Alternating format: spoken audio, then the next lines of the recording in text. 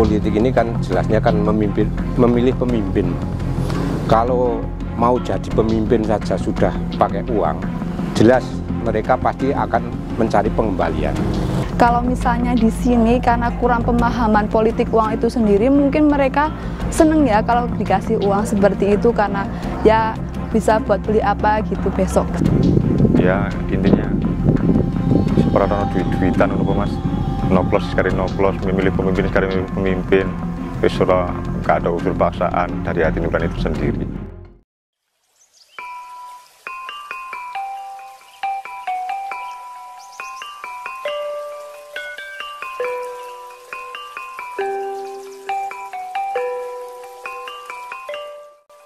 Politik uang sebagai salah satu pelanggaran pemilu kerap terjadi jelang pelaksanaan pemilu dan pilkada.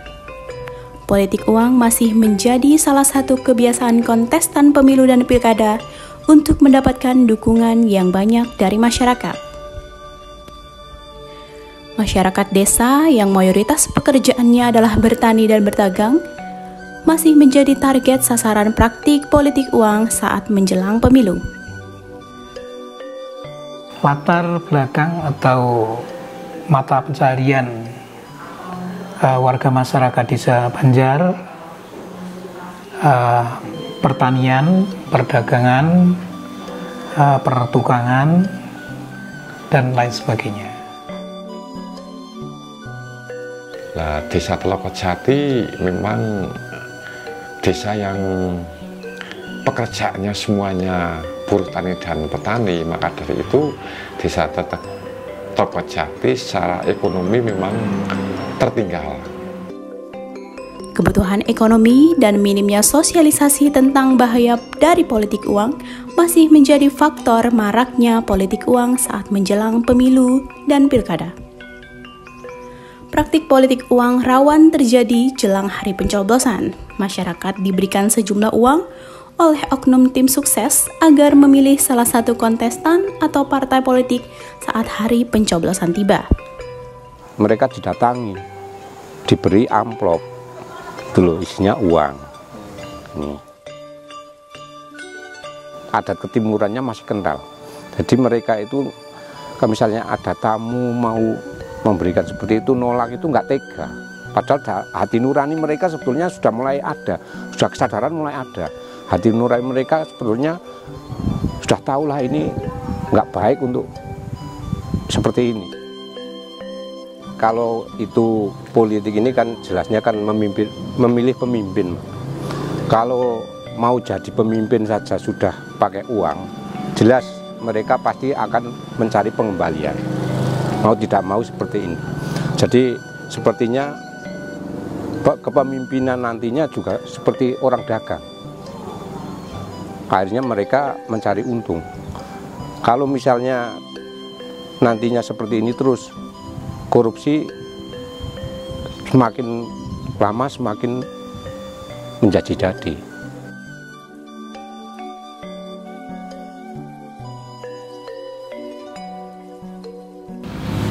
Politik uang di desa Telokojati itu nggak kelihatan, Mas.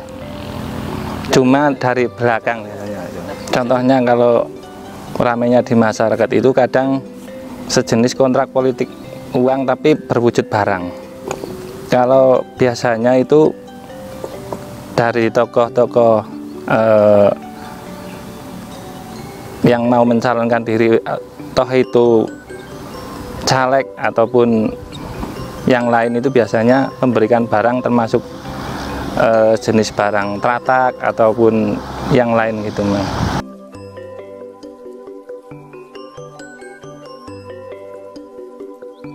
Saya kurang setuju dengan adanya politik uang karena itu tidak mendidik masyarakat untuk secara natural menggunakan hak pilihnya dalam pemilihan ataupun apapun itu. Kalau misalnya di sini karena kurang pemahaman politik uang itu sendiri, mungkin mereka seneng ya kalau dikasih uang seperti itu karena ya bisa buat beli apa gitu besok, seperti itu mungkin. Ya mungkin mereka tahu, cuman karena ada bujukan-bujukan tertentu jadinya ya gimana mau diterima aja gitu. kebiasaan penduduk desa sini sebelum dibentuk anti politik uang ya sama itu seperti ketika pemilu-pemilu datang, ya ada calon-calon yang masuk pasti yang ditanyakan itu berani berapa, nah, ada uang berapa lah. Itu kan mendidik masyarakat itu tidak baik, menjadikan masyarakat secara tidak langsung itu menjadi masyarakat bodoh. Kontestasi politik yang masih diwarnai pemberian uang atau barang oleh peserta pemilu dan pilkada, tentunya hal ini harus diantisipasi serius demi menjaga kualitas demokrasi. Bukan hanya itu saja, kepercayaan publik atas hasil pemungutan suara juga bisa terganggu karenanya. Untuk meminimalisir maraknya politik uang di wilayah Jawa Tengah, sejak tahun 2019, Bawaslu Provinsi Jawa Tengah berinisiasi membentuk desa pengawasan dan desa anti politik uang di seluruh kabupaten kota di Jawa Tengah. Dengan harapan masyarakat desa memahami bahaya dari politik uang dan mulai berani untuk menolak. Sejak tahun 2019 sampai 2021, sudah ada 583 desa atau kelurahan yang mendeklarasikan diri menjadi desa pengawasan dan desa anti politik uang di wilayah Jawa Tengah. Salah satunya adalah Bawaslu Kabupaten Wonosobo yang telah membentuk 16 desa pengawasan dan desa anti politik uang di wilayahnya. Program Desa Anti Politik Uang sudah kita mulai sejak tahun 2018. Saat itu kita masih Panwaslu. Kita memiliki mandat untuk melakukan pengawasan pemilihan gubernur dan wakil gubernur Jawa Tengah. Nah, saat diproses sosialisasi bersama warga, kami mendapatkan masukan dari masyarakat. Sebuah kampung, basisnya kampung belum desa atau kelurahan, mau mendeklar menjadi desa anti politik uang. Akhirnya kita hadir, waktu itu masih barengan bulan puasa. Sehabis tarawih kita melakukan deklarasi di Kampung Sidomulyo, Kelurahan Jaraksari, Kabupaten Wonosobo. Kebetulan kesadaran semua rumah warga ini memang menginginkan desanya tidak menjadi objek praktek politik uang. Nah, tahun 2018 ini kemudian kami, Bawaslu Kabupaten Wonosobo, kebetulan saya diminta oleh Ketua Bawaslu Jateng, Pak Fajar, waktu rakor Jateng, diminta presentasi beberapa program-program inisiatif dan inovasi yang memang tidak di-cover oleh anggaran provinsi, waktu itu anggaran Pilgub. Kita sampaikan program ini, kemudian diapresiasi, dan bahkan kemudian di tahun berikutnya Bawaslu Provinsi dan Bawaslu RI menempatkan ini menjadi salah satu program dalam upaya pencegahan. Nah, tahun 2019 kita mendampingi sedikitnya ada 12 desa anti politik uang yang kita tentukan lokasinya di setiap kecamatan, berarti ada 12 kecamatan saat itu yang tahun 2019. Nah, program ini kemudian berjalan, kemudian tahun 2020 kita tambah lagi, 2021-22 ini juga tambah lagi. Nah, memang agak sedikit yang program yang tahun 2020 dan 2021 karena memang berbarengan dengan bencana non-alam COVID. Nah, sampai hari ini totalnya, baik itu yang dianggarkan oleh Bawaslu Provinsi maupun yang dianggarkan itu totalnya ada 17. Jadi ada 16 yang dianggarkan dan yang satu pertama itu memang murni dari inisiatif warga dan Panwaslu saat itu. Jadi pola yang kita kembangin itu dari 3 tahun ini ya, tiga kegiatan, dalam 3 kegiatan itu pola pendekatannya memang agak berbeda. Yang Kampung Sidomulyo ini pola pendekatannya adalah kita turun ke kampung, kemudian mendengarkan langsung warga, kemudian warga punya inisiatif, kemudian menghimpun diri bersama Panwaslu saat itu. Kita deklarasinya juga di tempat ibadah di masjid karena berbarengan dengan puasa. Nah, ini murni kegiatannya, inisiatif warga, kemudian kita himpun, kita lakukan diskusi, kemudian muncullah deklarasi. Nah, di tahun berikutnya ketika ada program provinsi, kita menggunakan multi pendekatan. Dalam pemetaan desa, kami menghimpun desa-desa potensial yang akan kita dampingi itu dari waktu itu kita koordinasi dengan tata pemerintahan, karena waktu itu delegasi Pemkab yang membidangi untuk desa adalah dari tata pemerintahan. Kita koordinasi ke sana meminta desa-desa yang memang memiliki prestasi, terutama pada waktu pilkades tidak ada praktek politik uang. Nah, dari situ kita data. Kemudian yang kedua, desa ini memiliki kebudayaan di seni budaya, ada kuda kepang, lengger, kemudian ada rebana dan sebagainya. Nah, pendekatan yang lain adalah masyarakat di desa itu memang secara akses jauh. Jadi variabel ini yang kita gunakan untuk pendekatan yang tahun 2019. Jadi dengan multi pendekatan harapan kami akan lebih menyasar lebih luas. Jadi mendiskusikan tentang money politik tidak hanya urusan Bawaslu, Panwaslu ataupun penyelenggara negara, tapi juga menjadi urusan rakyat, karena ini sasaran praktek politik uang adalah masyarakat. Nah, di tahun berikutnya yang 2020-2021 itu pendekatan kita ubah karena banyak desa yang sedang bergeliat untuk mempromosikan desanya.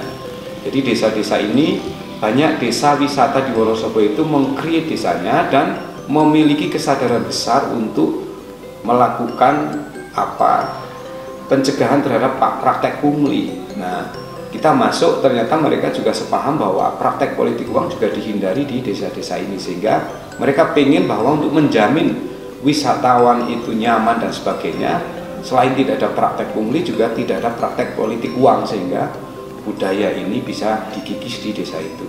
Harapan kami juga dampak dari sosialisasi tidak hanya ke warga desa itu, tapi juga kepada wisatawan yang datang, bahwa dia datang berwisata di desa anti politik uang.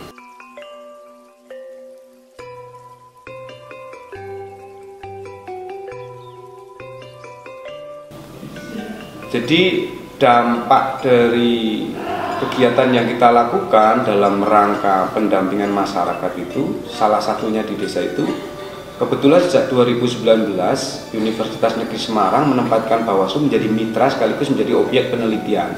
Nah, ternyata di tahun berikutnya 2020 mereka juga melanjutkan program penelitian dengan objek lagi adalah program Bawaslu Wonosobo, terutama dalam pendampingan desa anti politik uang dan desa pengawasan. Dari hasil penelitian itu keluar belum lama ya, di bulan lalu keluar bahwa berdasarkan, karena komparasi penelitian yang dilakukan oleh peneliti dari UNES ini adalah langsung, memang kita silakan untuk berdiskusi langsung dengan warga, termasuk dengan kepala desa, dengan masyarakat, bagaimana mendapatkan dampak dari kegiatan yang dilakukan oleh Bawaslu Kabupaten Wonosobo. Nah, dari hasil itu muncul kebanggaan ya bagi kami, ternyata di beberapa desa dari testimoni warga itu tidak terjadi politik uang di waktu Pilkada 2020, meskipun memang mereka kemudian ngasih sebutan karena memang calonnya cuma satu. Tapi dari sini saya kira juga mau calon satu ataupun lebih dari satu, bahwa muncul kesadaran bahwa praktek politik uang adalah sesuatu yang mulai didiskusikan dan tidak tabu lagi, bukan sesuatu yang disembunyikan, tapi bahwa ketika terjadi mereka mau bercerita dan punya upaya untuk mencegah. Ketika tidak terjadi mereka juga memiliki kebanggaan bahwa kami tahun kemarin tidak memilih, maksudnya tidak menerima tawaran-tawaran politik uang, kami lebih mendekatkan pada pemilihan, meminta program-program yang dilakukan oleh si calon.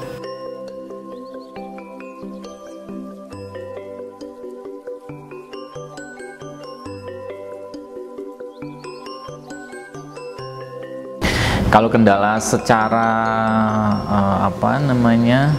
general sih enggak ya, hanya saja beberapa desa itu memang sempat menolak, kenapa kok desa saya ini dijadikan desa anti politik uang. Nah, anggapan mereka itu, mereka berasumsi bahwa desa saya itu identik dengan politik uang. Namun ketika kita sudah jelaskan bahwa kita justru mengajak masyarakat desa tersebut untuk sama-sama memerangi politik uang, kemudian kita juga sama-sama mendidik warga untuk ikut dalam proses bagaimana politik uang itu bersih dari desa tersebut. Akhirnya perangkat desa, stakeholder yang ada di desa tersebut justru sangat setuju dengan program-program yang kita tetapkan di desa tersebut. Dengan telah terbentuknya desa pengawasan dan desa anti politik uang di 16 desa di Kabupaten Wonosobo, Semoga segera terwujud demokrasi yang berkualitas tanpa politik uang, sehingga melahirkan pemimpin-pemimpin yang bersih dan bebas dari korupsi. Yang bersih, istilah bersih tanpa politik uang gitu ya maksudnya. Ya intinya seperti duit-duitan untuk mas, noplos sekali noplos, memilih pemimpin sekali memilih pemimpin, sudah nggak ada unsur paksaan dari hati nurani itu sendiri, itu aja. Untuk pemilu yang ke depan harapan saya sih lebih bersih, lebih jujur dan lebih adil. Dan dampak untuk masyarakat itu pembangunan lebih merata, karena yang nanti terpilih menjadi anggota dewan ataupun apa itu lebih memikirkan masyarakat.